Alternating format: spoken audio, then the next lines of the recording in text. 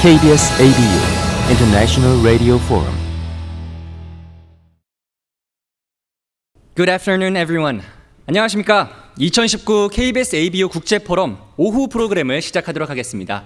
저는 KBS 아나운서 조항리입니다. 반갑습니다. 한국을 대표하는 공영 미디어 KBS 한국방송과 아시아 태평양 방송 연맹 ABU가 공동 주최하는 KBS ABU 국제포럼, 지금부터 특별 세션 인더스포트라이트를 시작하겠습니다. 한반도 평화와 미디어라는 주제로 50분 동안 진행이 되는데요. 이 세션에는 특별한 두 분께서 대담을 합니다. 먼저 한반도 평화를 둘러싼 정세와 미디어의 역할에 대해서 말씀을 해주실 분입니다. 문정인 대통령 통일외교안보 특별보좌관입니다. 큰 박수 부탁드립니다. 다음 주인공은 BBC, 더타임즈, 로이터 기자를 역임했고 현재 윤리저널리즘네트워크를 이끌고 있는 한나 스톰 대표입니다. 환영해 주시기 바랍니다. 두 분의 대담 후에 현장에 계신 여러분들의 질문 시간을 갖는 Q&A 시간이 있습니다. 두 분의 대담 귀 기울여서 잘 들어주시기 바랍니다. 자, 그럼 please give them a big round of applause. 두 분을 박수로 맞이해 주시기 바랍니다.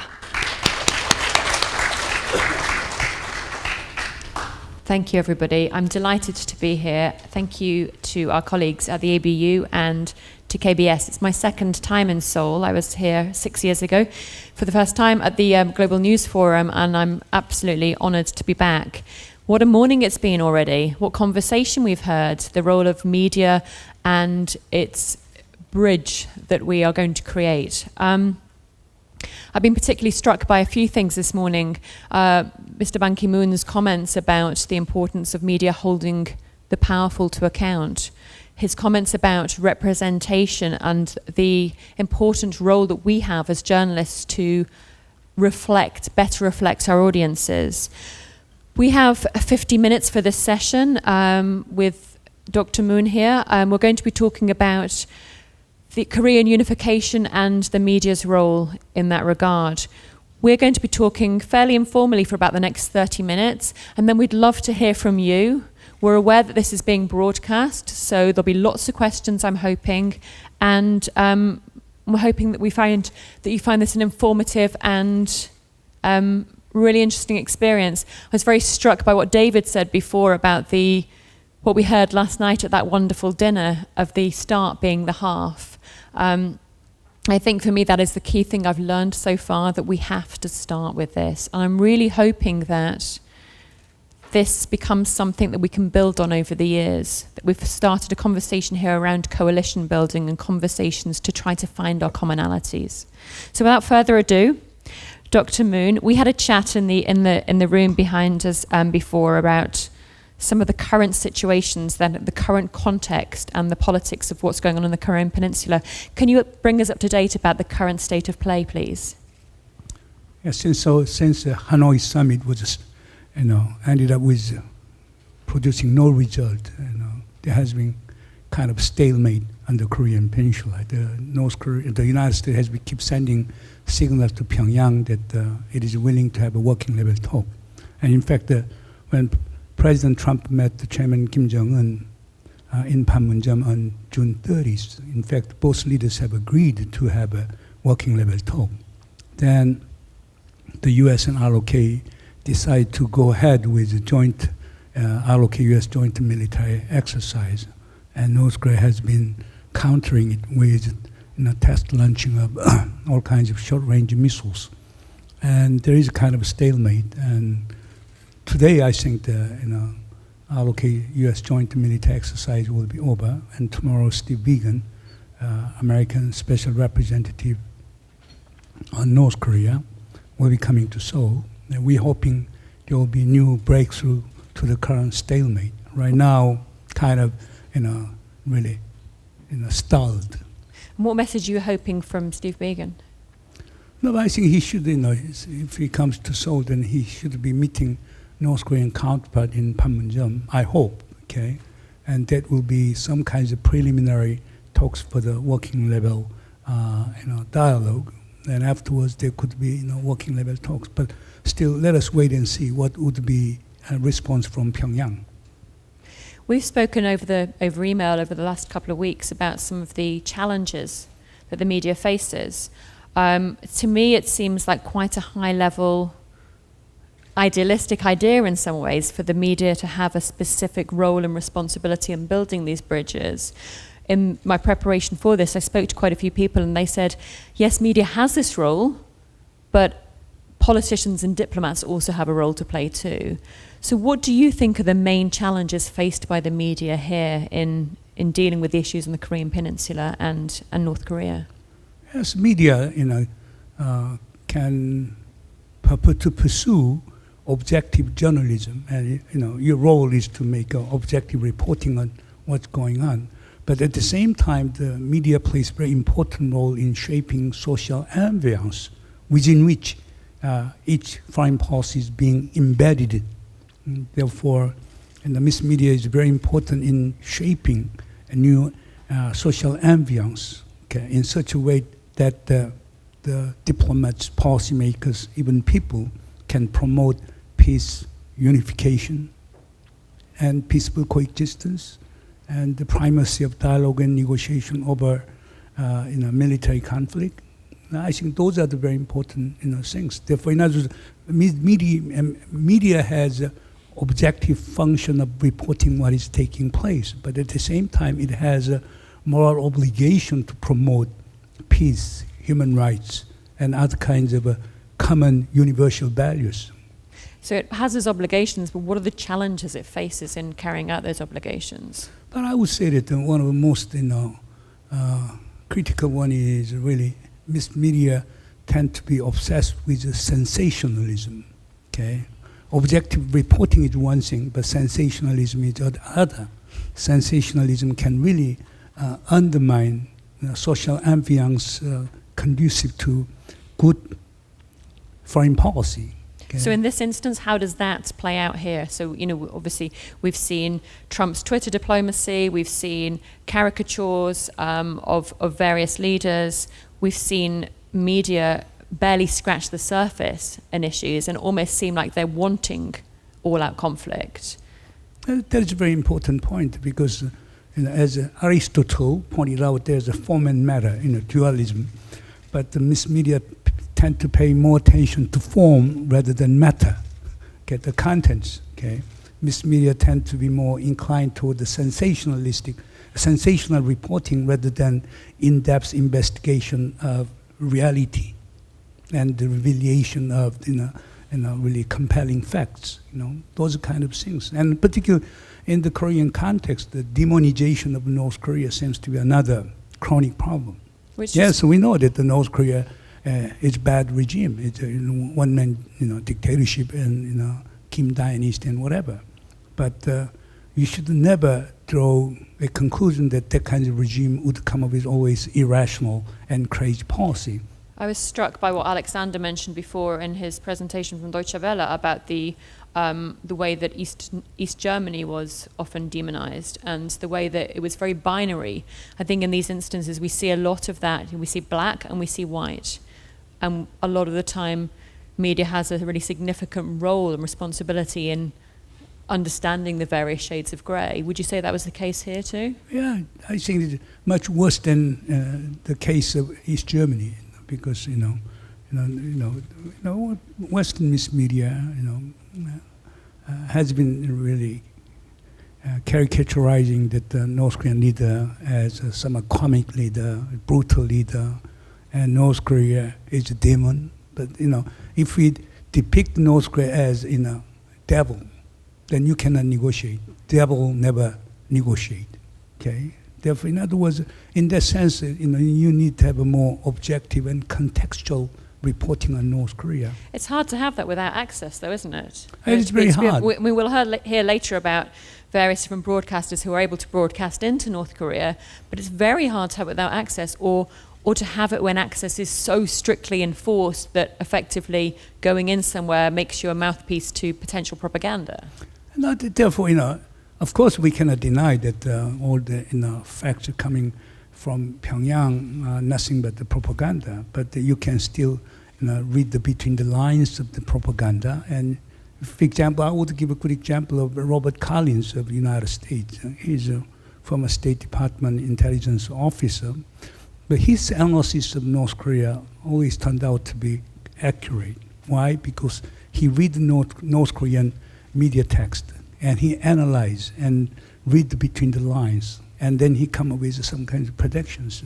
Therefore, even though North Korea is very well known for its propaganda works, but if you read the North Korean materials, through the in-depth analysis, you'll be able to find out, some kind of kernel of truth from those kinds of propaganda. And also, there's another, catch-22 situation, because whatever information North Korea provide, Western mass media tend to distort according to North Korean view of what they provided. Therefore, they tend to see the Western mass media in somewhat hostile terms. Okay. That is another big problem. Therefore, for example, we have Radio Free Asia, Voice of America, and the BBC in Korean language and whatever, but and the North Koreans got an impression that those radio organizations are kind of propaganda organization on behalf of respective government to penetrate North Korea and force the regime change in North Korea. Okay, if North Korea have that kind of perception, then it will be very difficult for North Korea to share information and invite Western or outside reporters to Pyongyang. So what would your message to those organizations that you've just cited be in that case? No, it's not easy because, for example, Radio Free Asia relies very heavily on North Korean defectors, without which they cannot really make a very timely and penetrating report on North Korea. Okay, but then Radio Free Asia should come up with another sources, but it's very difficult because North Korea does not allow any access to the formal sources. Therefore, I would say that there is a dilemma. Mm-hmm. I want to move back to the conversation about the US, and we've seen, as I said, we've seen a lot of things on Twitter from Trump's Twitter diplomacy. We've seen the media grasp on caricatures and pageantry rather than context. Do you think that is at the expense of being able to really dig down and deeper into the relationship between both the US and Pyongyang and the US and Seoul? But those kinds of, the utilization of tweet, social mass media by President Trump has many aspects. For example, if President Trump, sent a tweet, really praising North Korean leader and was expressing his willingness to talk with North Korea, that would send a very positive signal to North Korea. That's good for peace. But if President Trump sent a tweet saying that the little Loken man, describing Kim Jong-un as the little Loken man, and saying that would completely destroy North Korea and all those kinds of things, then that would be bad. Okay, and also mass media can be very ugly tool for social mobilization. Therefore, I would say that the President Trump's utilization of tweet as a diplomatic tool has really good, bad, and ugly dimensions. You recently turned down the role of ambassador to Washington D.C. Can you say any more about the reasons behind that? Our office of president, made a press, release. I turned it down, partly because of my personal reason, and also, there would be daunting challenges in Washington. Therefore, maybe the government would find a better candidate, than mine, because I'm somewhat outspoken, and some people would argue that Chung-in is a North Korean advocate, and Are you? I'm just telling the truth, objective way of understanding North Korea. But a lot of folks in Washington would think that I am a North Korean, advocacy. It's interesting when we talk about the Korean Peninsula, we can't just talk about North Korea and South Korea, can we? And when we're members of the ABU, we can't just talk about two specific countries. It strikes me that there's a lot of other relationships that we have to understand, and the media needs to understand. We were talking before about Japan and how President Moon's language around Japan seems to have softened somewhat recently. Can you talk to me about where he is on that situation? Yeah, he was very confrontational up until very recently, but just 4 days ago, during the at his Independence Day speech, he made it very clear that he wanted to pursue cooperation with North Korea. Okay, and he was talking about the feature of allocate Japan, cooperation, etc. And also he's open to any kinds of dialogue and cooperation with Japan. Let us see. And our Foreign Minister Kang Kyung-hwa will be meeting Japanese Foreign Minister Kono Taro in Beijing tomorrow, and let us see what kinds of outcome come out. What's your sense from that meeting? But anyhow, not easy. Now we have conflict with Japan virtually on all front. Okay, we have a war of history with Japan, and now we have economic warfare between Japan and South Korea, and there is a really mobilization of the people on both sides. Okay, and therefore it's not easy, because the root cause of current economic warfare is the war of history. War of history concerns about how to interpret past Japanese colonial rule in Korea, and also compensation versus reparation. Japan argues that everything was settled with regarding compensation through the 1965 mutual agreement on the claims. Okay, but our Supreme Court made a verdict saying that compensation is different from reparation. Therefore, those victims of forced labor workers are entitled to get the reparation from Japanese firms for mental, damages done on those, victims. Therefore, a lot of complicated issues here. Do you think the media is, it strikes me that it's a difficult role the media has to play because, as you've just said, they're very complicated and they're hugely emotive issues.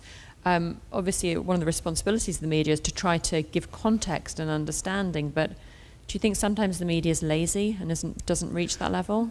Not lazy. I would say that Miss Media has become very emotional. Okay. Too emotional? To some extent, Japanese Miss Media. Of course, in Japan there is a different, camps. Sankei, Yomiuri tend to support, Prime Minister Abe's position. Mainichi, Asahi, Tokyo, Shimbun might have a different kind of view, somewhat liberal, objective view.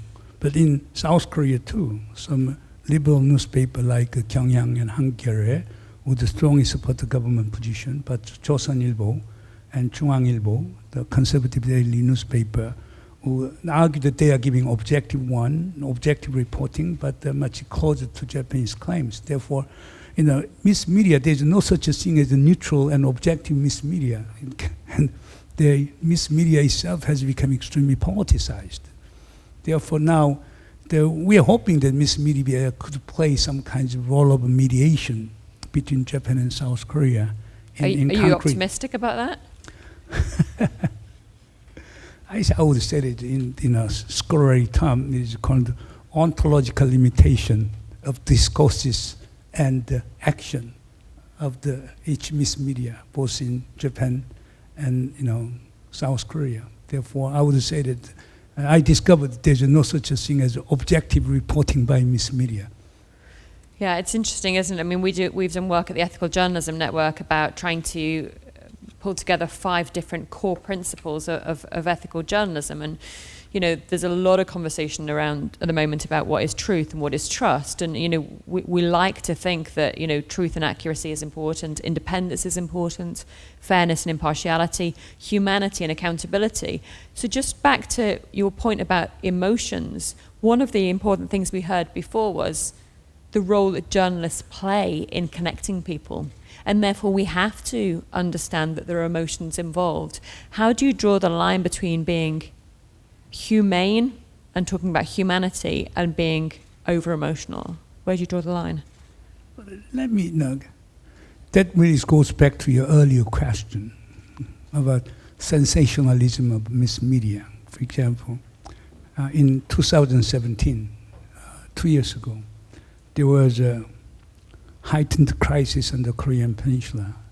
There was a flood of foreign correspondents. Most of them were war correspondents. And they are interested in whether there will be an outbreak of war or not. Every angle of media was focused on that one. And then in 2018, there was a heightened mood for peace in Korea. Then diplomatic correspondents come to Korea. But what I learned is very simple. When there have been effort toward peace, little coverage by international mass media. When there is a chance for conflict and war, then huge attention by international mass media.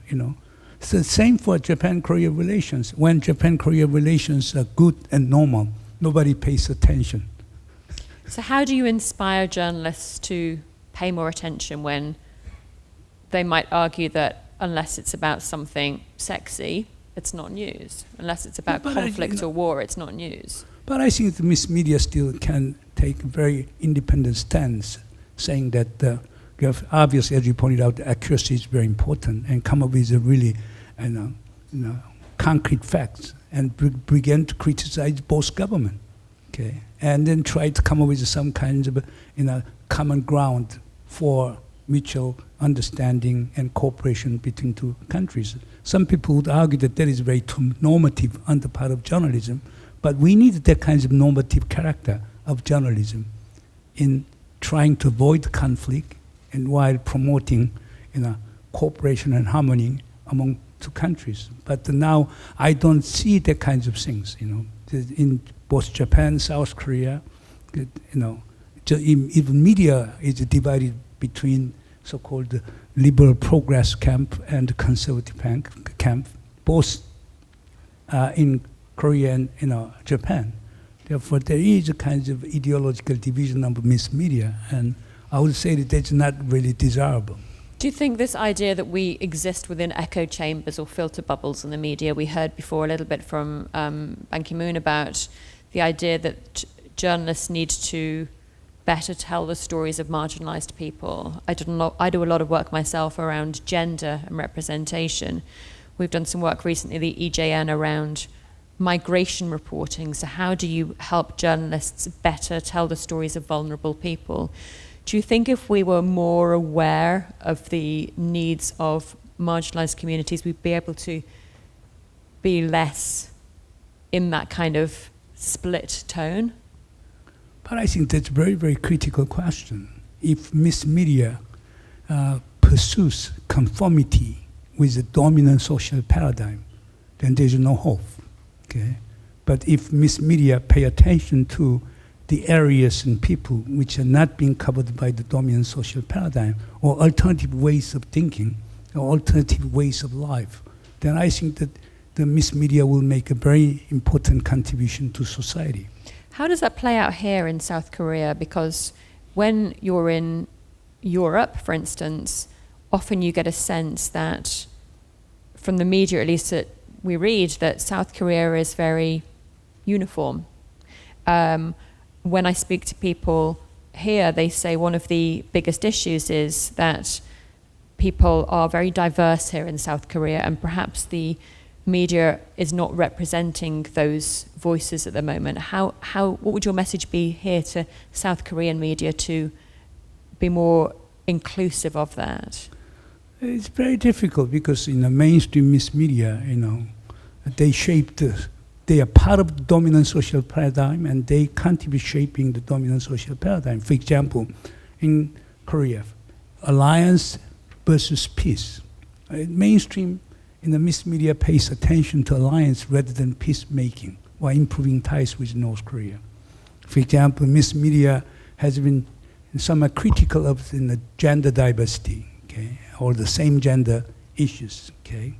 And in other words, there are so many social issues which are not really properly and adequately covered by the mainstream mass media. Therefore, I would say that there is another dimension to be explored by the mass media. Therefore, those marginalized people and groups in society, and marginalized thinking in the society should be resumed by media in such a way there can be more balance and even equality in Korean society. Obviously, there's nothing more devastating than conflict in a region, and we're in a region now where there are so many different types of conflict. Do you see a role for a potentially growing a coalition of media who are able to talk to one another to explore those areas of commonality, perhaps under the aegis of an ABU or working with an organization such as mine, where you can recognize that what the challenges are, but try to find a way to counter those, I suppose? Yeah, I think there is a. I wouldn't really say it is it's a coalition, because I wouldn't say that there is a explicit coalition among mass media. But for example, let me give a good example. Now we have a Korean translated version of it, Le Monde Diplomatique. Okay, very progressive. It's being widely read in Korea. Now in Korea, there is a more exposure to diverse media outlet, Western media outlet. In that way, they form some kind of coalition, okay, between conservative versus conservative, and liberal / progressive, and liberal versus progressive. Therefore, I would say that there's an emergent pattern of coalition building among different media outlets in South Korea. And beyond South Korea, do you think if it was to involve media from other countries in the region, Japan, for instance, or China, or wherever, do you think that would be a positive thing? But I think that this kind of international radio forum, is a good, another good way, because apparently your agenda is much more, liberal agenda, and you can draw a lot of broadcasters, and then you can discuss a common agenda, and shape new agenda and influence people. I think it is one way of fostering coalition among the like-minded people and like-minded mass media. I'd like to just move back a little bit to China, to the way that the relationship between South Korea and China is being portrayed both by the media here and broader. What do you make of that? It's really, there's ongoing debate on how to realign ourselves. Okay, a majority of South Koreans would support continuing alliance with the United States. Therefore, seeking balancing against China through the very close cooperation with the United States. There is a dominant view, but some people argue that America is declining, China is on the rise, and it is better to bandwagon China rather than the United States. Of course, those who argue that view constitute minority, but that has become new in a discourse in South Korea. What's your view? My view is somewhat different. Let me just give. Therefore, we have a pro-American balancing view and pro-China bandwagoning view, and we have so-called stand-alone view. Therefore, there are two views. One is we should declare permanent neutrality, so that we can get away from the taking side diplomacy of the U.S. and China. But another view is that let us have nuclear weapons. Let us have middle powers and nuclear weapons. That is a stand-alone view. Another view is a muddling through view. Okay, there's a former President Kim Dae-jung has been advocating that one. Okay, we should muddle through conflicting aspect between the U.S. and China, and therefore security we cooperate with the U.S., economy we cooperate with China. In the past it worked, but growing, it has become difficult. The final one is let us reduce dependency on the U.S. while enhance cooperation with China. However, let us cooperate with Japan in building new order in the region, economic community, and this multilateral security cooperation regime. In other words, by shaping new order, we can have a greater autonomy and independence in the region. I belong to that category. There are five contending views, and I belong to the fifth contending view. So just before we open for questions, because I'm hoping that people do have questions, we are being broadcast to North Korea. So I would just like to ask, what message do you have to the North Korean people in terms of media's role, or in terms of a message of peace? What would you like to say? I would tell North Korean authorities that North Korea got to more open. North Korea got to invite more people from abroad, particularly journalists from abroad. Show North Koreans got to show good, bad, ugly aspect of North Korea. In that way, North Korea can truly become a normal member of the international community. Therefore, North Korea should not afraid of international mass media, okay? Because North Korea, under the leadership of Kim Jong-un, North Korea is undergoing major and profound transformation. Therefore, North Korea cannot avoid international mass media. Therefore, my suggestion is that North Korea got to welcome international mass media and to go with it rather than to reject it. Thank you, Dr. Moon. Do we have any questions from the floor? Thank you. Can you introduce yourself? Thank you. 보이스 오브 아메리카의 한국 서비스 맡고 있는 이동혁 국장입니다. 문턱분이 말씀 잘 들었습니다. 특히 보이스 오브 아메리카 한국어 프로그램을 책임지고 있는 사람으로서 아까 말씀하신 중에 그 보이스 오브 아메리카 라디오 프리 에이지와 BBC 한국어 방송이 북한에는 상당히 프로파간다 같은 그런 퍼셉션으로 비치고 있고 그거는 상당히 중요한 부분이다. 상당히 중요한 지적을 말씀을 하셨고요. 사실 그 부분은 저희 내부적으로도 늘 고민하는 문제 중에 하나입니다. 저희 나름대로는 철저한 제작 가이드라인을 가지고 제작을 하고 있지만 북한 체제의 특수상 또 그 사회의 어떤 그런 차이 때문에 상당히 힘든 부분이 많이 있습니다. 마지막 말씀하신 부분을 잠깐 제가 여쭤보고 싶은데요. 그 북한의 정부가 조금 더 개방적인 정책을 써서 국제 미디어에 좀 더 오픈된 자세를 보여야 된다. 좋은 말씀 하셨는데 그런 차원에서 서울이 좀 또 한국 정부가 주도적으로 북한과의 협상에서 핵 문제뿐만이 아니라 그런 차원에서 조금 노력을 기울이실 생각은 없는 건지 여쭙고 싶습니다. 뭐 좋은 질문이신데요. 한국말로 하셨으니까 한국말로 제 답변을 하겠습니다. 정부의 큰 생각 자체가 이제 북한의 커다란 변화를 이제 바라는 거니까요. 우리가 이야기하는 뭐 김정은 위원장도 그런 큰 변화, 북도 그런 표현을 안 쓰지만은 개혁 개방하고 시장화하고 국제 사회의 정상적 일원이 되기를 원하기 때문에 그 과정에서 얼마든지 그렇게 될 수 있다고 보는데요. 그러니까 지금 북한 같은데 김정은 위원장은 지금 트럼프 대통령 카운트파트로서 이미 국제적 지명도를 얻었거든요. 그렇다면 북한도 자신감을 갖고 뭐 국제 미디어들한테 오픈하고 그럼 비판하는 거 비판하는 대로 수용도 하고 또 그거에서 반박도 하고 그 다음에 보여줄 거 있는 건 보여주고 이런 게 필요할 것 아니냐는데 우리 정부는 상당히 조심할 수밖에 없겠죠. 우리 정부가 이걸 공식적 아젠다로는 못하겠지만은 그러나 지금 북미 관계가 개선이 되고 남북 관계가 개선이 되고 그 다음 이제 심지어 북일 관계까지도 개선이 된다라고 하면은 저는 북이 그렇게 간다고 봅니다. 그러니까 지금 제일 중요한 거는 북한을 둘러싸고 있는 국제 환경이 어떻게 변하느냐. 그게 적대적이 아니라고 하면은 북한 분명히 열 거라고 봅니다. 그리고 북한 자체도 변화를 할 것이고 그러나 하나는 분명한 게 북한이 계속 국제 미디어를 거부하는 것은 북한의 국가 이익을 위해서는 바람직하지 않다고 생각이 됩니다. 미국에 반대하는 얘기, 뭐 우리 한국에 반대하는 얘기 대놓고 미디어를 통해서 얘기하고 국제 미디어가 와서 북을 볼 수 있는 그런 기회를 많이 만들어야 될 겁니다. 뭐 많은 분들은 이렇게 얘기할 겁니다. 북한의 폐쇄성을 감안하면은 제 주장이 어불성설이다, 말이 되지 않는다라고 얘기할지 모르지만 저는 북한이 그 정도의 자신감은 저는 있다고 보기 때문에 미디어에 열어라.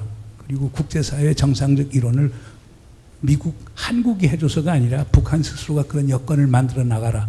이렇게 얘기하고 싶습니다. Thank you. Any other questions? Apparently we are not popular. There must be questions. You're journalists. No? Okay, I have a question for you then. Well, perhaps while other people may have questions to consider. Do you think that there is a tendency for people to blame the media if diplomacy fails? Isn't it natural for people to try to find a scapegoat? Then if anything went wrong, then they would blame the mass media. Okay, but I would say that seems to be inevitable. But if you come up with a really, good reporting based on the concrete and objective fact, then you can get away from that kinds of accusations very easily. But if certain mass media becomes the very source of fake news, okay, then it is quite natural for the mass media to be criticized. Okay, therefore it is up to how media behave itself. Another question. When I was doing my research into our conversation, I spent a lot of time sifting through the international stories of South Korea and corroborated what you said about the fact that it's either war, almost, or diplomacy. There's very little other stories from South Korea. What message would you give to the international media in terms of, the responsibility to talk about other things happening within the peninsula? Yeah, there are, apart from the war and diplomacy, whatever, you can look into the plight of North Korean settlers in South Korea, okay, and also you can look into the so-called agony of separated families, okay. You can look into the so-called victims of recent stalemate, such as those Korean businessmen who are doing business in Kaesong Industrial Complex, and also those South Koreans living near the Mount Kumgang tourist area. As a result of suspension of Mount Kumgang tourist area, that area in Gosong area, in fact, that has become completely desolated. Okay, therefore we have plenty of things. Therefore, and also you can look at the whole this Joseon people, pro-North Korean resident in Japan, and as a result of the Japanese hardline policy on North Korea, how miserable their life have become. There are plenty of the issues. Okay. And also you can look into the South Korean debate on human rights in North Korea, because there is a huge debate on the human right versus basic human needs. Okay, some people argue that the basic human needs are more important than human rights, and some others argue that the human right is more important than basic human needs. Therefore, there are numerous issues we can cover. Mm-hmm. Where do you draw the line in saying that media is there to report on the process rather than being part of the process?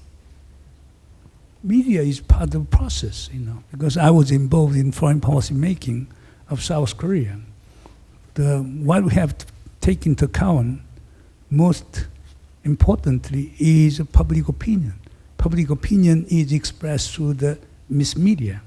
Therefore, we policymakers pay utmost attention to media reporting, okay, both TV, radio broadcasting, as well as the paper newspapers, even SNS.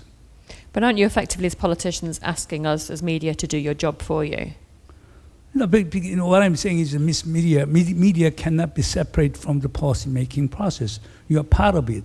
But at the same time, you are obliged to take distance from the policy making. Okay, but there is really a complicated problem. Even though you claim that mass media is completely independent of policy making, but from policymakers' point of view, mass media is an integral part of policy making.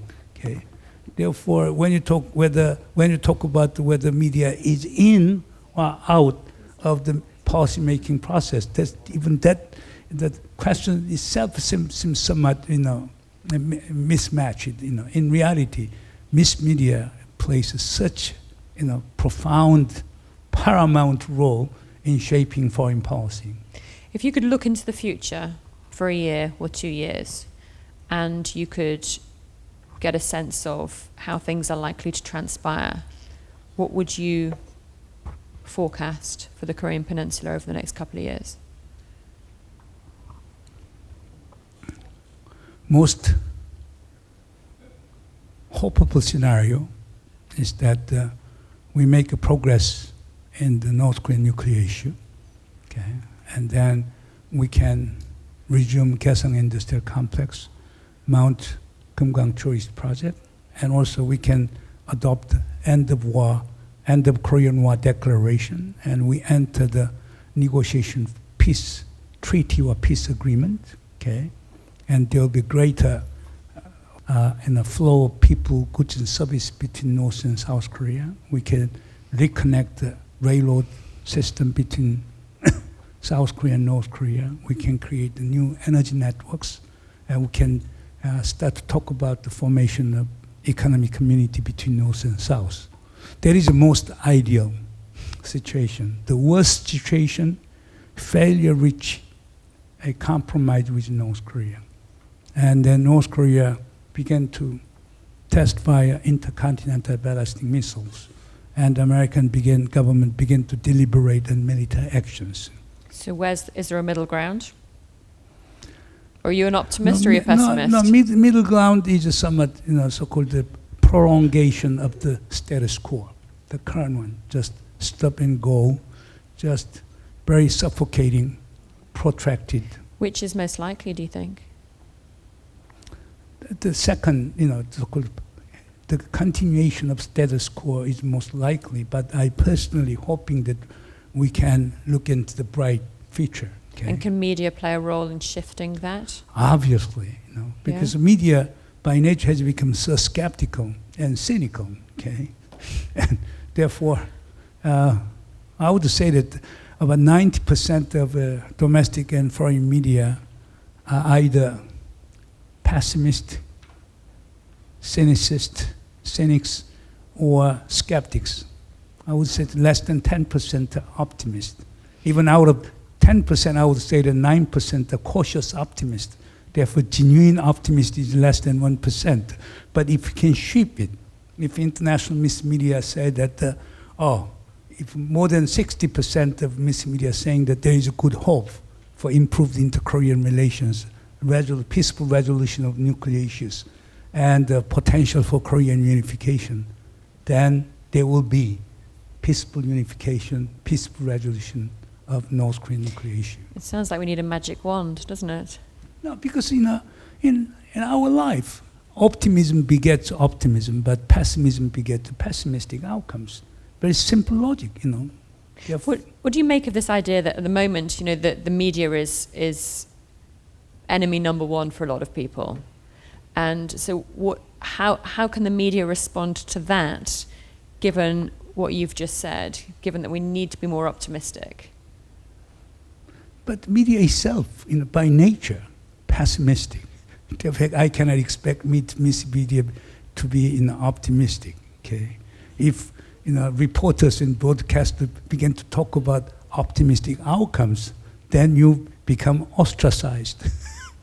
It is the very nature of mass media, but still, okay, you can mix optimistic outlook with concrete facts, and then there can be a real boost for policymakers. Thank you. Do we have any questions? Yep. Sorry.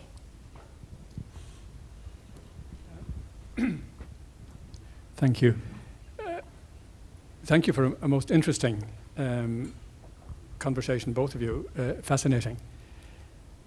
And I agree with everything that Dr. Moon has said. Can you introduce yourself, Sorry, Dr. Moon, my name is please? Bob Collins. I used to be Director General of Ireland's public broadcaster, RTE. And although there are some superficial similarities between Ireland and Korea, that's not the basis of the question, except to this extent. I agree absolutely with what you said in relation to the media's capacity to focus on issues and areas when violence or conflict is at its height, and then to vanish when normality is restored. But following your most recent point in relation to the pessimistic tendencies of the media, when you yourself describe the level of optimism as being maybe 1% of a very successful outcome. Doesn't that also influence the way in which media generally read the possibilities and how they report it to their readership or their viewers or their listeners? And the issue of a normative character has an interesting ring to it, but I wonder how you would respond to it if what the media were advocating were something with which you disagreed.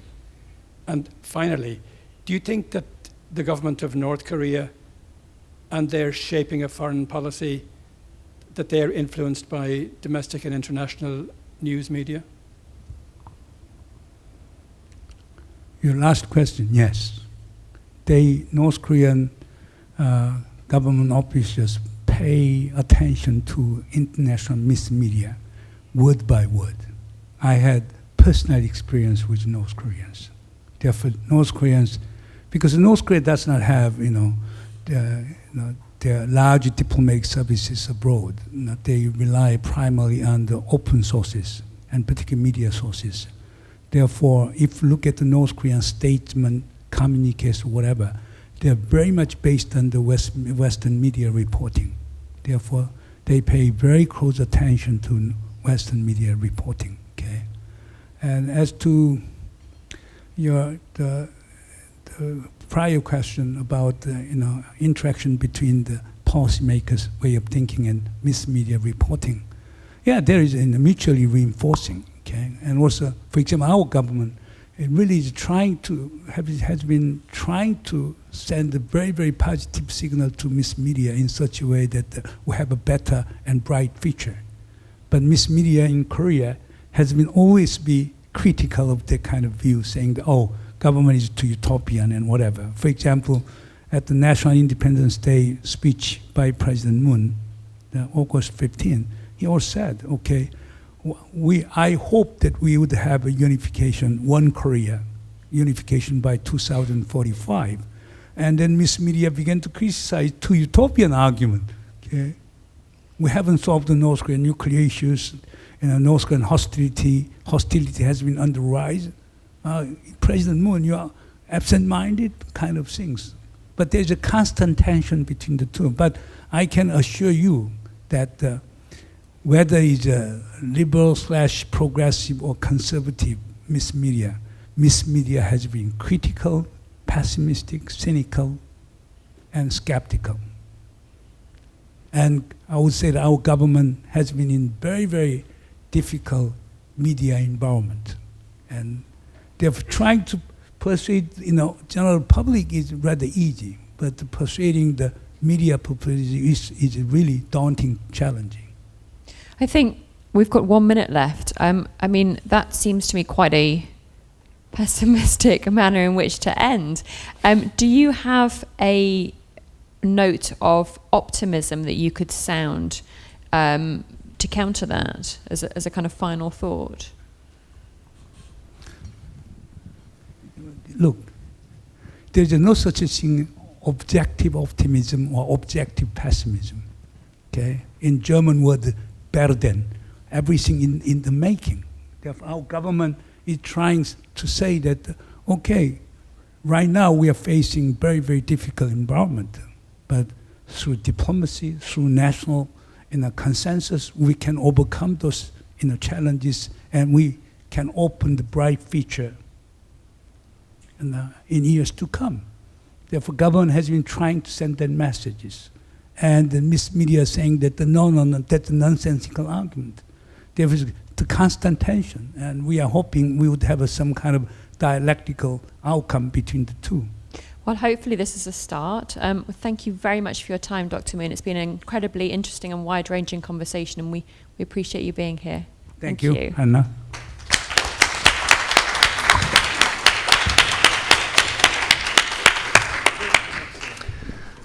네, 두 분의 대담을 들으면서 우리 모두가 각자의 위치에서 사회 통합과 국제 평화를 위해서 노력해야겠다라는 결심을 했습니다.